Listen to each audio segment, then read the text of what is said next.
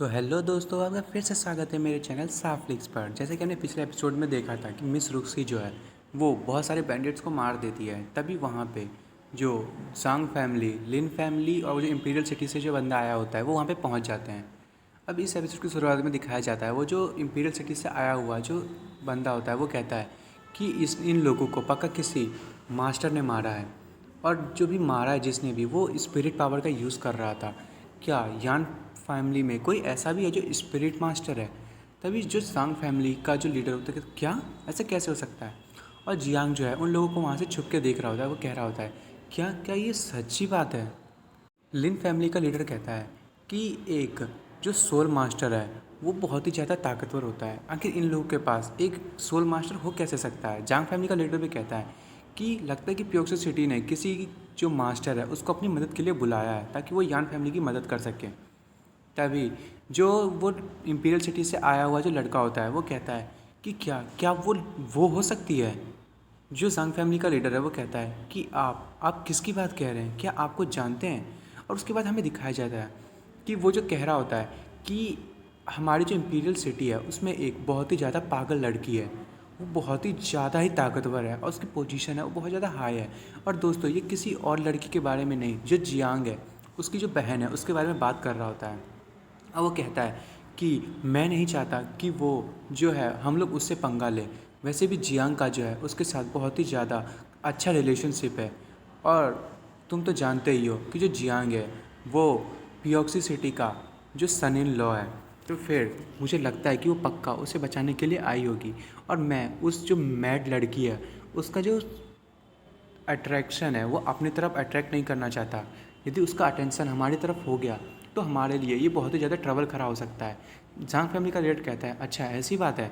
और वो कह रहा होता है कि तो फिर हम लोग जो हैं यहाँ पे इसी चक्कर में अटैक नहीं किया हमने, है ना? आपने पक्का यहाँ पे प्लान किया था, क्योंकि हम इन पे सीधा अटैक करते तो वो जो मैड गर्ल है वो हम पे अटैक कर देती। और जियान मन में सोच रहा होता है अच्छा लगता है ये उसी के बारे में बात कर रहे हैं, चैन कैंग की। और वो कहता है कि इसका मतलब ये है कि ये लोग हम लोगों को कब का मार चुके होते, और ये हम लोगों को मारने के लिए ही आया है, यहाँ पे इन्वेस्टिगेशन के लिए नहीं आया। और वो जो इम्पीरियल सिटी से आया हुआ लड़का होता है वो नोटिस कर लेता है कि वहाँ पे कोई छुपा हुआ है, और वो अपनी पावर को अनलीश करते हुए वहाँ पे एक अटैक करता है और कहता है कि आखिर वहाँ पे है कौन। और वहाँ पे जहाँ पे जियांग खड़ा होता है वहाँ पे बहुत बड़ा धमाका होता है, और जियांग कह रहा होता है मन में कि उसने मुझे ढूंढ लिया। नहीं, ऐसा कैसे हो सकता है? कोई भी बंदा एक सोल को कैसे ढूंढ सकता है जब तक कि वो एक सेलेस्टियल बीइंग क्यों ना हो? जियांग जो है वो कह रहा होता है ये जो पर्सन है वो पक्का बहुत ज़्यादा ताकतवर है। और वो जो इम्पीरियल सिटी से आया हुआ लड़का होता है वो कहता है कि लगता है कि यहाँ पे कोई ना कोई तो था। और लिन फैमिली का लीडर कहता है कि लॉर्ड लैन, आखिर क्या हुआ, कोई दिक्कत है? जांग फैमिली का लीडर कहता है क्या वहाँ पे कोई था? तभी जो लैन है वो कहता है कि मुझे लगा कि वहाँ पे कोई है। और वो कह रहा होता है कि चलो रहने भी दो, अब यदि वहाँ पे कोई होगा भी तो वो मर चुका होगा। और वो लोग वहाँ से जाने लगते हैं और कहते हैं क्या हमें यहाँ से चलना चाहिए। जियांग कहता है कि आखिर आखिर मैं बच ही गया। और वो जो वहाँ का दीवार होता है वहाँ पे खड़ा हो जाता है, और हमें जो दिखाया जाता है जो जियांग है वो मन में सोच रहा होता है कि मैं तो बच ही गया।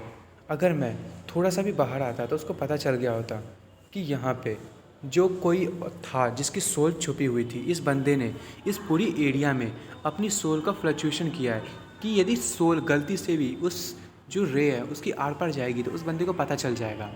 और वो जो है लैन होता है वो सोच रहा होता है लगता है वो यहाँ पे नहीं है, मुझे लगता है मुझे कोई ना कोई गलत फहमी हुई होगी। जियांग कह रहा होता है ये तो बहुत ही ज़्यादा समझदार है, मुझे लगता है कि अब मुझे परेशान होने की ज़रूरत है, लेकिन मुझे आगे फ्यूचर में बहुत ही ज़्यादा मज़ा आएगा इसके साथ लड़ाई करके। और अब मुझे पता चल गया कि यहाँ पे इन्वेस्टिगेशन करने के लिए नहीं आया है। और जियांग जो है वो अब घूमने लगता है और कहता है कि मुझे लगता है कि पहले जो हमारे यहाँ पे सिटी में जो लोग बच्चे जो बैठे हुए हैं उन सबको भगाने की ज़रूरत है, टियांगजियांग सेक्ट के। और वो कह रहा होता है मुझे साथ में जो रुक्सी है उसकी प्रॉब्लम को भी दूर करने की ज़रूरत है, वो बहुत ही ज़्यादा परेशान हो गई है और मैं नहीं चाहता कि वो और भी परेशान हो। और हमें रात का सीन दिखाया जाता है। जो जियांग है वो जियांगार के कमरे में आता है और कहता है जियांगार, जो मैंने तुम्हें तैयार करने के लिए कहा था उन बच्चों के लिए टियांगजियांग सेक्ट के, क्या तुमने उन्हें तैयार कर दिया? जो जियांगार होती है वो कहती है क्या वो अभी चाहिए आपको? जियांग कहता है हाँ, हमने उनके लिए रात के लिए बहुत ही अच्छा जो तोहफ़ा है वो प्रिपेयर किया है और अब उन्हें देने का ये टाइम आ गया है। उसके बाद हमें दिखाया जाता है जो टियांगजियांग साइड के लोग, जो बच्चे जो सो रहे होते हैं, और वहाँ पे एक आदमी आता है या फिर ये औरत है, कुछ समझ नहीं आ रहा, और वो कह रहा होता है उसे देख के कितना ज़्यादा हैंडसम यंग मैन है। और वो जो लड़का होता है वो कहता है आखिर ये क्या है, और वो जो लड़का है या लड़की, जो लड़के जैसा ही दिख रहा है पर होगा क्या पता लड़की, वो उसके ऊपर कूद जाता है। वो कहता है आओ मैं तुम्हें कुछ चीज़ें सिखाती हूँ। और वो लड़का जो है, जो टियांगजियांग सेक्ट का है, वो जो हिल नहीं पा रहा होता, और वो कहता है प्लीज़ प्लीज़ मेरे पास मत आओ। और उसके बाद बस हमें वहाँ पे चीखों की आवाज़ ही सुनाई देती है, और हमें दिखाया जाता है कि जो असैसियन है और जियांगार्ड मिलके जो जियांग है उसको अंगूर खिला रहे होते हैं। और जियांग जो है वहाँ लेट के मज़ा ले रहा होता है, और वो कह रहा होता है ये जो रात है वो इतनी ज़्यादा अच्छी है, इसके बदले में तो मैं 1000 सोने के सिक्के भी दे सकता हूँ और अपनी जान भी। फिर हमें रात के बाद का सीन दिखाया जाता है, जब सुबह हो गई होती है तो वो जितनी भी जो लड़कियां होती हैं वो उनके कमरे से, मतलब जो टियांगजियांग सेक्ट है उनके कमरे से बाहर निकल रही होती है। और वो कहती है कि ब्रदर्स हम वापस रात में आएंगे और हम आप लोगों को फिर से बहुत कुछ सिखाएंगे। अब वो कह रहे होते हैं तुम लोग तो मार्शल आर्टिस्ट हो, फिर भी तुम लोग इतनी ज़्यादा कमज़ोर क्यों। और हमें उन जो लड़के होते हैं उन्हें दिखाया जाता है, कितने सारे लड़के तो हैं वो बहुत ज़्यादा बेहोश हो रहे होते हैं और सारे के सारे उल्टियाँ कर रहे होते हैं। तभी एक लड़का बाहर आते हुए कहता है कि इन अगली मॉन्स्टर्स को किसने भेजा था, उनकी हिम्मत कैसे हुई हमारे साथ ऐसा करने की। और वो मन में सोच रहा होता है कि मुझे लगता है कि जो अब यान फैमिली है वो हमारे साथ नेगोशिएशन नहीं करना चाहती है, और उसका जो सन इन लॉ है जब से वो वापस आया है इन लोगों ने जो है ट्रिक्स खेलना स्टार्ट कर दिया है। और वो बाहर देखता है तो उसको आवाज़ सुनाई देती है, और कहता है कि हम जो हैं अपने गेस्ट का बहुत ही अच्छे से ध्यान रखते हैं। तभी वो देखता है और कहता है कि यहाँ पे बहुत ही ज़्यादा खूबसूरत लड़कियाँ हैं। और वो देखता है कि वहाँ पे बाहर में खड़ी होती है जो एसेशियन है और जियांगार, उसको देख के कह रहा होता है कि कितनी ज़्यादा खूबसूरत लड़कियाँ हैं।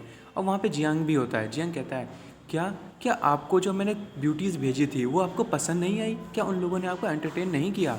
और जियांग को देख के वो कहता है ये तो सन इन लॉ है यान फैमिली का, ये जियांग हान तो नहीं है।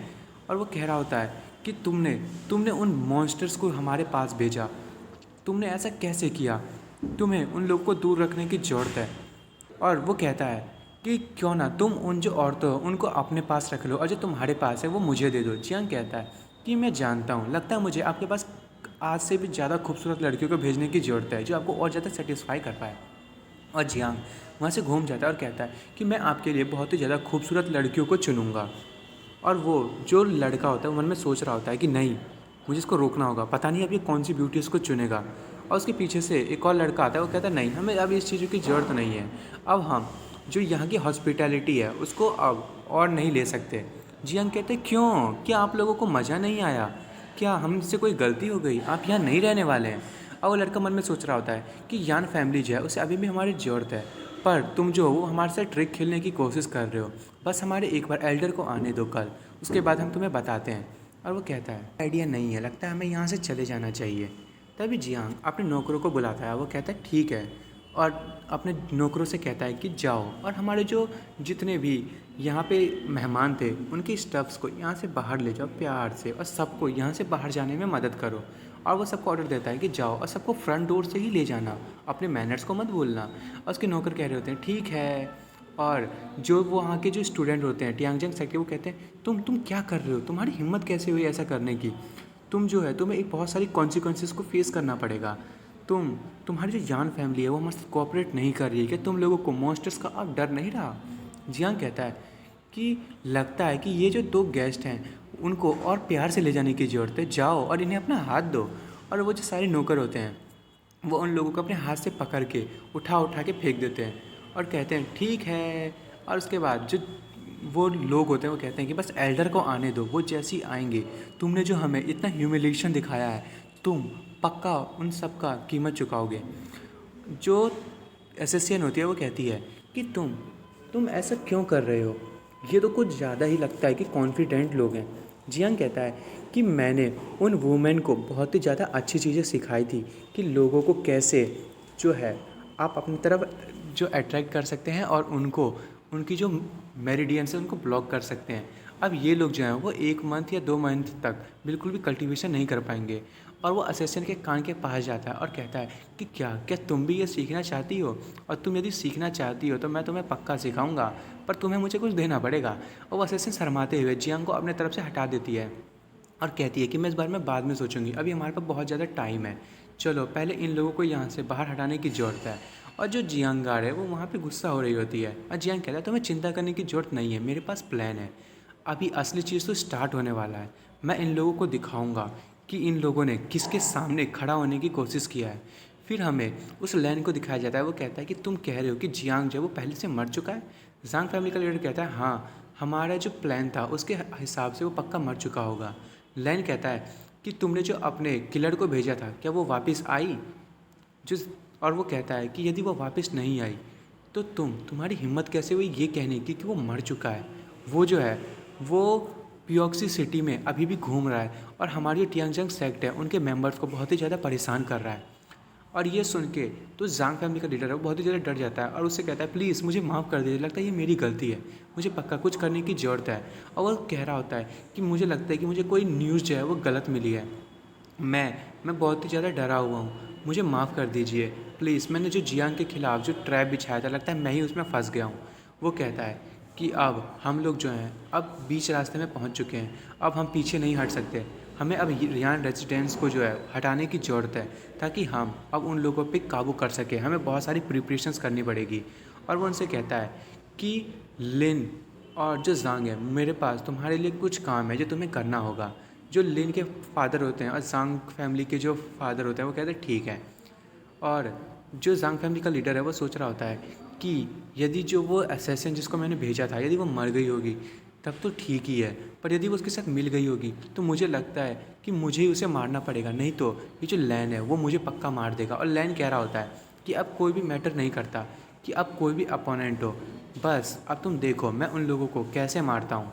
फिर उसके बाद हमें एक गुफा का सीन दिखाया जाता है, वहाँ पे जितने भी नौकर होते हैं वो वहाँ पे आते हैं और वहाँ पे कोई बैठा होता है और जितने भी जो वो बच्चे होते हैं जिनको जियांग ने भगा दिया होता है वो कहते हैं कि हमें माफ़ कर दीजिए, आपके जो डिसिपल्स हैं वो बहुत ही ज़्यादा गिल्टी हैं, प्लीज़ हम जो हैं आपके सामने सर झुकाते हैं, हमें जो प्योक सिटी के लोग हैं उन लोगों ने बाहर फेंक दिया, ब्रदर प्लीज़ हमें मदद करें।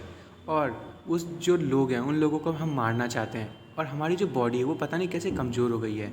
तभी वो जो लड़का है वो अपनी छड़ी से ही पता नहीं इलेक्ट्रिक को जो है वो प्रोड्यूस करता है और कहता है कि तुम लोग यहाँ पे बस ये कबाड़ की चीज़ें सुनाने आए हो, मैं यहाँ पे 2 दिनों से इस रॉक माउंटेन पे बैठा हुआ हूँ और मैं इंतज़ार कर रहा हूँ कि कब तुम लोग मेरे पास अच्छी न्यूज़ लाओगे। और वो जो इलेक्ट्रिक होता है उससे उन पर अटैक कर देता है और जितने भी जो बच्चे होते हैं वो कहते हैं प्लीज़ हम दोषी हैं, हमें माफ़ कर दीजिए।